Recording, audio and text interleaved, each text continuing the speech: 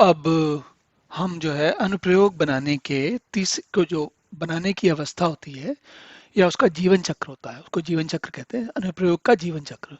तो उसके जीवन चक्र के तीसरे चरण को हम जरा समझते हैं। सारा का सारा काम जिसको हम कहते हैं कोडिंग करना, वो इसी में ही होता है, तीसरे चरण में। मतलब क्या करते हैं, हमने पहले डिजाइन बना ली थी कि हमें सोच लिया था काम कैसे करना है। फिर हमने उसके algorithm, flow chart, decision table, pseudo code वगैरह वगैरह सब बना लिए। उसके बनाने के बाद हम एक्चुअल प्रोग्रामिंग, वास्तविक जो कंप्यूटर की भाषा में कोड लिखना होता है, वो लिखते हैं। तो जो जो भी निर्देश हमें देने हैं, चाहे वो, अब जैसे उदाहरण के लिए मान लिया हमने कि हम जावा में प्रोग्रामिंग कर रहे हैं अभी, तो जावा में हम क्या करेंगे कि जो जो भी हमें उसके मॉड्यूल्स बनाने हैं, उनके बारे में एक एक करके जावा की अलग अलग पहले क्लास बनाएंगे, फिर उन क्लासेस को कॉल करेंगे, वगैरह वगैरह जो सारा काम किया जाता है वो करेंगे। अब उसका वो करने के बाद हमें इस चक्र में क्या करना है। देखिए, प्रोग्राम की कोडिंग करेंगे पहले। कोडिंग करने के बाद उसको डिबग करते हैं। डिबग करते हैं मतलब होता क्या है कि जैसे हमने कोई प्रोग्राम बनाया, कोई भी प्रोग्राम बनाया, ये संभव है, नितांत संभव है कि सारा का सारा काम जैसा आप प्रोग्राम बनाना चाहो एकदम वैसा ही बढ़िया बन जाए।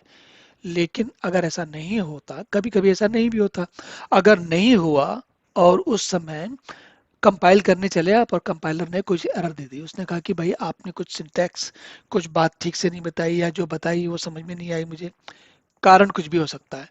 तो इस सारे काम में आप करते हो, अब ये अभी प्रोग्रामर बना रहा है कोड अपना, उसने अब हमारे प्रयोगकर्ताओं को, मुझे आपको नहीं दिया, अभी प्रोग्राम बना रहा है केवल वो। जब वो बना रहा होता है तो बनाने के बाद खुद एक बार चेक करता है कि जो मैं प्रोग्राम से मेरे ये करे मेरे लिए, मैं इससे जो आशा रखता हूँ ये वही कर रहा है कि कुछ और कर रहा है ना। तो इस स्थिति में आप कंप्यूटर के कार्य का परीक्षण करते हो, उसका प्रोग्राम का करते हो कि क्या है, कोई समस्या तो नहीं है उसमें। तो इसको जो जब आप करने के बाद आपको अगर उसमें कोई कमियां कमियां मिली तो उनको ठीक करते हो। तो कमियां ढूंढने को बोलते हैं डीबग करना। बगिंग जो इसका असल में, बगिंग वर्ड इसलिए आता है क्योंकि बहुत साल पहले, 60-70 साल पहले, कंप्यूटर के शुरुआत की दुनिया में जिन दिनों पंच कार्ड का प्रयोग होता था, कार्ड होते थे, कागज के कार्ड होते थे, उनमें होल बने रहते थे। तो एक बार किसी प्रोग्रामर को, अब ये कहानी है, कितनी वास्तविक है मुझे नहीं मालूम, लेकिन बताई जाती है और संभावना तो है। तो किसी प्रोग्रामर ने कोई प्रोग्राम बनाया और कुछ समय के बाद उसका प्रोग्राम जो है चलते चलते उसके जो उत्तर थे वो गलत आने लगे। पहले ठीक चल रहा था, बाद में कुछ गड़बड़ हो गया।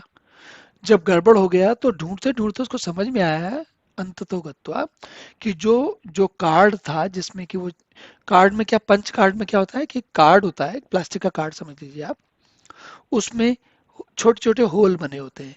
तो क्या 0 1 क्या ऐसे होता है ना, उसके लिए जो बाइनरी बनाए थे, उसके हिसाब से 0 1 0 1 के हिसाब से वो होल होते हैं, छोटे छोटे छेद होते हैं। उन छेदों में कितने छेद भरे हैं, कितने छेद खाली हैं, उसके हिसाब से संख्याएं बनती हैं। ये पुराना तरीका होता है।